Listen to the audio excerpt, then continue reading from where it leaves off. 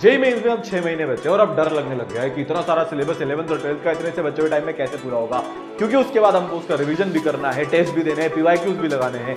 आज हालत बहुत ही खराब है, चाहे वो बच्चा 12th क्लास में हो या ड्रॉप ईयर में हो। 11th वेस्टेड है, 12th आधी वेस्टेड है। ड्रॉप ईयर में हम पहुंच तो गए, 12th के साथ बहुत कम परसेंटाइल थी, शुरुआत कर दी, शुरुआत अच्छी नहीं हुई है, टेस्ट में नंबर नहीं आ रहे, बैकलॉग का एक पहाड़ खड़ा हो गया है और दिल पे सिर्फ एक सवाल चल रहा है कि क्या आज अगर मैं 0 से शुरू करता हूं तो यहां पर जहां मैं पहुंचना चाहता हूं जनवरी में 99 परसेंटाइल और अपनी dream ID top 500 top 1000 rank के साथ, क्या वो पॉसिबल भी है क्या? मैं आपको आज ये गारंटी दे रहा हूं कि आपने इसको पूरा ध्यान से सुन लिया, जो जो चीज मैं बताने वाला हूं उसको नोट डाउन कर लिया। प्लीज सबसे पहले जाकर तो ना कॉपी ले आओ। ये जो तुम घूमते फिरते इसको मोटिवेशन की तरह सुनने वाले हो, मोटिवेशन नहीं है, एकदम प्रैक्टिकल काम करने वाली टेक्निक्स बताऊंगा। और हाँ, ये हार्ड होने वाला है, पहले ही बता देता हूं। चलो शुरुआत करते हैं। सबसे पहले बेटा बकवास मत देखो, अगर तुम यहां से कुछ भी इंप्रूव करना चाहते हो, सिलेबस कवर करना चाहते हो, तो तुमको एक बेटा गोल्डन नियम बताता हूं, और गोल्डन नियम है 80 आवर्स अ वीक का। अगर तुम 80 घंटे एक हफ्ते में अभी भी नहीं पढ़ सकते, इतना कम टाइम होने के बावजूद तुम नहीं पढ़ सकते, तुमको ड्रॉप ईयर में क्रैक करना है, तुम्हें 12th के साथ क्रैक करना है, फिर तुम्हें बोर्ड का भी ध्यान रखना है, तुम्हें जेईई मेंस 1 भी चाहिए अच्छे से 99.9 परसेंटाइल, तो इसके बिना तो नहीं होगा।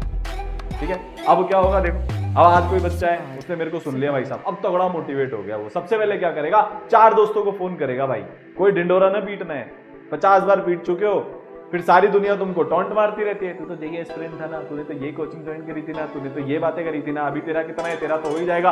फिर तुमको उसकी अलग टेंशन होती है, फिर तुमको लोगों का बुरा लगता है, फिर तुम्हारा टाइम वेस्ट होता है। एकदम साइलेंट होना, कुछ बोलना ही नहीं है किसी से, बताना ही नहीं किसी को, शोर मचाना है ना तुम्हें, अपने नाम का सबको याद दिलाना है ना, जलने वालों को जलाकर राख करना है ना, वो रिजल्ट से ऑटोमेटिक हो जाएगा। जिस दिन तुम्हारे पिताजी के पास कॉल आने शुरू हो जाएंगे ना, साहब बधाई हो, बच्चा I10 बन गया, बच्ची I10 बन गई, बाकी सब लोग जलकर अंदर से राख हो रहे होंगे।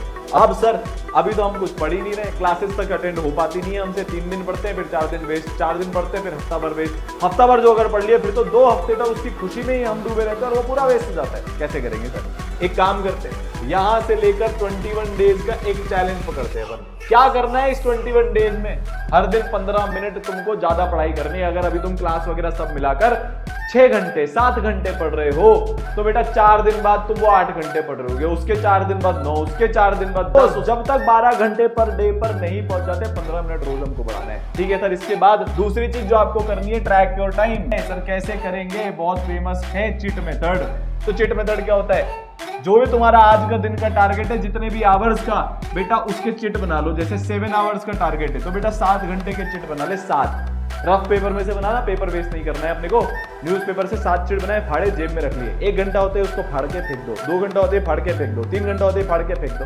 इतना सेटिस्फैक्शन मिलेगा ना, जब तुम्हारा 4-5 घंटे बाद गिव अप करने का मन होगा ना, जेब में वो चिट घूम रही होगी, पैंट की जेब में, शर्ट की जेब में, जिससे रखनी, और वो भारी लगेगी पहाड़ की जैसी कि यार अभी तो 2 चिट और फाड़नी है। तो ये पहली चीज हुई।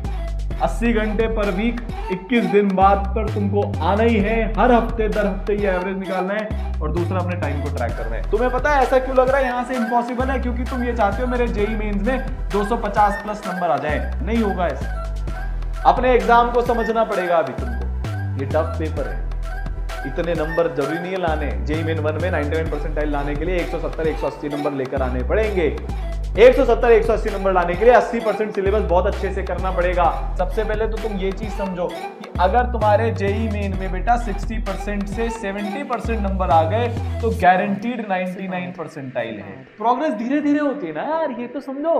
दूसरी चीज जो समझने की है, टफ का साथ नहीं छोड़ना है। ये पेपर टफ है, तभी तो इतने कम नंबर पे इतनी अच्छी रैंक आ रही है। अब टफ का साथ नहीं छोड़ने का मतलब क्या? कि हमको बेटा जे एडवांस के क्वेश्चंस करते रहने हैं।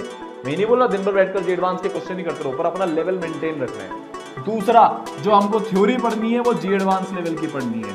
अच्छा एक चीज और बता देता हूं तुमको, ये दिखने में बहुत टफ होता है। पीवाईक्यूज करो ना जब तुम जे एडवांस के, अपने लेवल को जज कर सकते हो। अगर तुम्हारे में से 10 में से 2 या 3 पीवाईक्यूज शुरू के 1 महीने में बन रहे हो, तो तुम्हारी प्रिपरेशन एकदम सही ट्रेजेक्टरी पे जा रही है। ठीक है, अब आते हैं ग्राइंड सेट पर, जिसके बिना कुछ भी नहीं होगा। देखो बहुत सिंपल सी बात है दोस्त, तुम्हारे को जिंदगी में जो भी डिस्ट्रैक्शन करना है, एक बहुत सिंपल सी बात देता हूं, 2 आवर्स दिनचर्या के काम,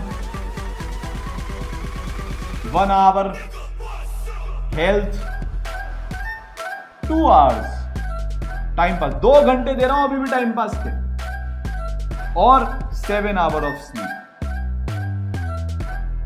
अगर आप लाइफ में कुछ भी अचीव करना चाहते हो, आपको एक golden time table of every day बताता हूं।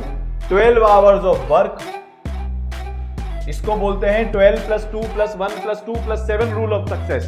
12 hours of work, 2 hours of daily दिनचर्या work, 1 hour of health, 2 hours of time pass and 7 hours of sleep.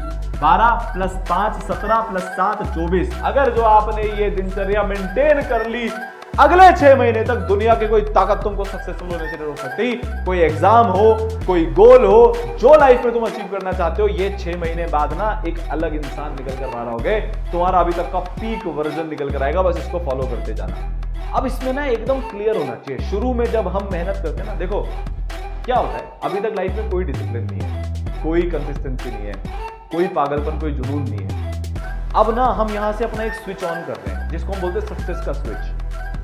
जैसे मैं सक्सेस का स्विच ऑन करूंगा ना, बॉडी को तकलीफ होगी, शुरू में दिमाग को तकलीफ होगी, क्योंकि आपने चेंजेस कर लिए। वो बार बार डिस्ट्रैक्ट होना चाहेगा, वो बार बार मोबाइल की तरफ भागेगा, बार बार दोस्तों की तरफ भागेगा, बार बार आलस, नींद की तरफ भागेगा। जो भी करना है ना टाइम पास इस 2 घंटे के अंदर करना है, उसके अलावा टाइम ही नहीं है। और फिर पता है क्या होता है, धीरे धीरे धीरे धीरे प्रोग्रेस दिखती है। और जब प्रोग्रेस दिखती है ना, तो डिस्ट्रैक्शन अपने आप गायब हो जाते हैं। जब प्रोग्रेस दिखती है ना, तो आलस अपने आप खत्म हो जाते हैं। और जब प्रोग्रेस दिखती है ना, रातों को नींद आना बंद हो जाती है। ऐसा लगता है और करना है और करना है और करना है और करना है। पर एक्सपेक्टेशन ये रखना, तकलीफ होगी शुरू में, क्योंकि गोल बड़ा है ना यार। और छोटा गोल अचीव किसको करना है? क्या हो जाएगा छोटा गोल अचीव करके? एवरेज बनोगे। एवरेज बनना किसको है? बड़े सपने हैं तो बड़े त्याग करने पड़ेंगे। बड़े सपने हैं तो लंबे टाइम तक डिसिप्लिन रखना पड़ेगा। और डिसिप्लिन बिल्ड करते करते करते करते करते आता है। एक वीडियो से, एक किताब से, एक दिन में नहीं आता। ये लंबा प्रोसेस है। बस उसको फॉलो करते जाओ, करते जाओ, करते जाओ। दुनिया की ताकत तुम्हें नहीं रोकती। समझ गए? तो आज तुमको एक एक चीज बता दी, एक एक बारीक में डिटेल बता दी। तो वादा कर रहे हो कि अपना 500% दोगे? मैं तो दे रहा हूं, और मैं तो लास्ट दिन ऑफ एग्जाम तक दूंगा। क्या तुम अपने करियर के लिए, अपनी जिंदगी के लिए, अपने लिए, अपनी खुशी के लिए, अपने पेरेंट्स के लिए काम कर सकते हो क्या? कमेंट में बता देना। I will give my 500%। ठीक है, मिलते हैं। All the best.